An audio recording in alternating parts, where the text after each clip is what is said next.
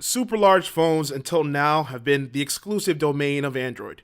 We've seen the Galaxy Note series blur the tablet and phone lines with their 5 point something inch screens, and then the Galaxy Mega and HTC One Max really pushed the boundaries. Now the Nokia Lumia 1520 has entered the fray, ready to put its own stamp on the XL phone trend. It's the biggest and brightest Lumia, but now we need to know if it's among the best. I'm Andrew with MobileBurn.com, and to answer that question.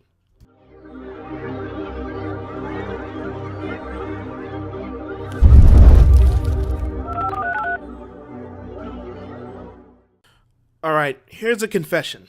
I hate the word phablet because it's so foolish and unnecessary, but the Nokia Lumia 1520 validates the word. It's not enough to say that this is simply a phone. With a 6-inch display and a body this large, this definitely pushes the boundary between phone and tablet in a way that most devices don't. And to tell you the truth, this isn't the first XL Lumia, but it is the first to have the all-important 1080p HD display. And believe me, that's very important. It makes a difference. The Lumia 1520 has a remarkable screen that's ridiculously bright, and it's sharp, and it's clear because of the resolution. It's an IPS LCD, and it looks great no matter where you are. But the problem is it annoyingly doesn't let you adjust brightness on a sliding scale like you can do with Android or iOS. You pretty much only have 3 levels. And even at the low and medium levels, it's still a very bright screen, so it's highly visible indoors or outdoors. Then you throw in Nokia's tweaks for sunlight readability and increased touch sensitivity. Plus, you can actually change the color profile if you go into the settings. So you can make it a little warmer or a little cooler depending on which type of color profile you prefer. When you factor those things in, it's hard to imagine a scenario in which the screen doesn't look good. I've watched episodes of Downton Abbey on there. I've read articles online. I've looked at that giant screen for navigation. And no matter which activity I did, it looked as good as I could have hoped. If there's a way that it looks bad, I haven't found it yet. Unfortunately, Nokia's behemoth doesn't feel as good, mainly because there's so much of it to touch. I know I'm harping on that this is a big phone, but you have to understand. Imagine the biggest phone you can think of. Increase it a little bit more, boom, you've got the Lumia 1520. It measures 6.41 by 3.36 by 0.34 inches. Now that's a little bit taller and wider than the Galaxy Note 3, and the Galaxy Note 3 is already pushing it on the large scale. So when you factor in a device bigger than that, it's kind of hard to overlook that. A huge portion of smartphone buyers will take one look at the 1520, pick it up, cast it aside because the thought of lugging that thing around is ludicrous. Unless you're someone who is thirsted for a colossal device, the 1520 is just too damn big. But if you're still watching this, there's a chance that you're one of those people who can handle and actually want one of those large devices. And once you get past the large size of the 1520, there's actually a lot of it to like. There's a lot of good things about the phone. The matte finish that's common on Lumia phones feels fantastic here. But if you get the red color, it's going to be a little more of a glossy plastic feel. Otherwise, if you get the matte finish, you won't have any issues. Now, it has those sharp to round edges that try to make handling the phone a little bit easier, but it's still going to be a challenge when you have to reach up to certain parts of the screen.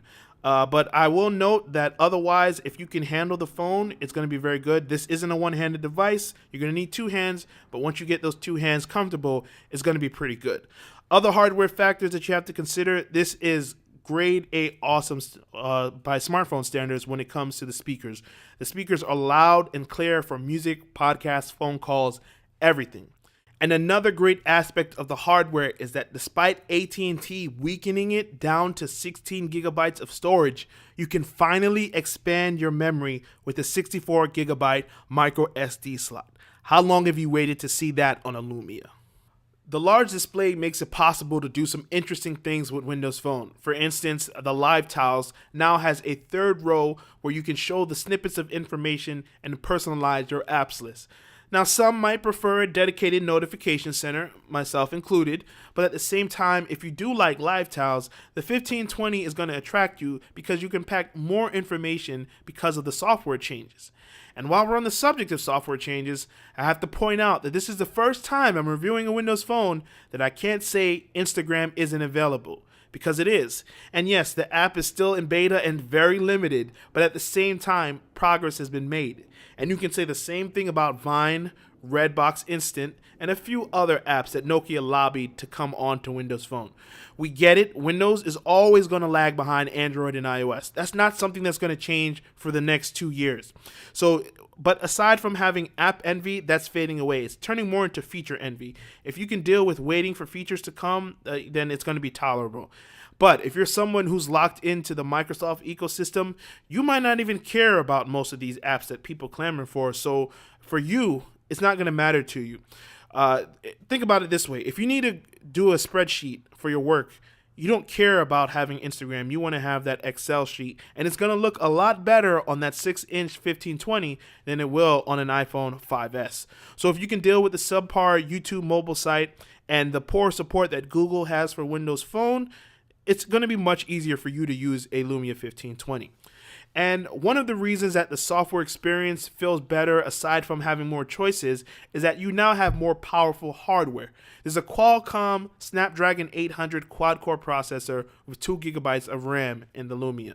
Now, remember how I previously said Windows Phone doesn't really need quad-core processors? That's still true, but you're still going to appreciate having the option. When you look at the phone, you'll notice that app loading times are a little bit shorter, the Nokia camera is a little bit faster, and the performance overall is just a tiny bit smoother, to the point that the newer Snapdragon leaves its mark. Animations are still a little bit slow when you're going on the start screen, but scrolling is efficient. The loading circles that plagued the previous phones are pretty much gone for the most part. They're still going to be there, but it's not going to be as long. The camera is another pleasing factor. At 20 megapixels, it's capable of using the same oversampling techniques that you saw on other Nokia handsets. So it takes large photos with great detail. And it's obviously not as retroactively zoom friendly as the 1020, but the Lumia 1520 still has a camera that's great for capturing images. Adjusting white balance and exposure continues to be an issue because the Nokia camera app is a little aggressive in those areas, but at the same time, it tends to read situations well and offers the controls to correct the camera in those instances when it doesn't. And because of that quad-core processor, users will find that the camera moves a little bit faster than it does on the 1020. So knowing that it has that great camera and all the other praise that I've lobbed at the Lumia 1520, it's pretty obvious I think this is the best that Nokia has done since moving to Windows. However, there is an asterisk next to that title. It's the best Lumia if you can handle dealing with the massive phone. I know I spent a lot of time talking about how this has a gigantic frame, but it's hard not to. You have to understand, I felt very uncomfortable trying to use a device this big in the tight spaces of New York. And it's too big for one-handed use, so I never really felt at ease trying to hold this while I'm standing in line or walking through a store looking at a grocery or shopping list. Unless you've been clamoring for a large device running Windows Phone, the 1520 probably isn't going to be for you. I love the display, I love the performance boost that you get, but at the same time, it's hard to manage this without 2 dedicated hands. If you're someone capable of overlooking those shortcomings, or even different, you're someone who thrives off those large size devices, the 1520 is going to be as effective as it is big. You've got that big display, solid battery life, and a good camera. If you wanted an XL smartphone with an extraordinary large display and a more mature version of Windows Phone 8, congratulations. The Lumia 1520 is your dream come true. For everyone else, it's just the same story, just a bigger version and told a little bit better. I'm Andrew with MobileBurn.com, and I hope you found this video helpful, and if so, feel free to click like and subscribe. Also, be sure to click the link in the description below so you can see photo and video samples of the Lumia 1520. That's all for now, so until next time, thanks for watching.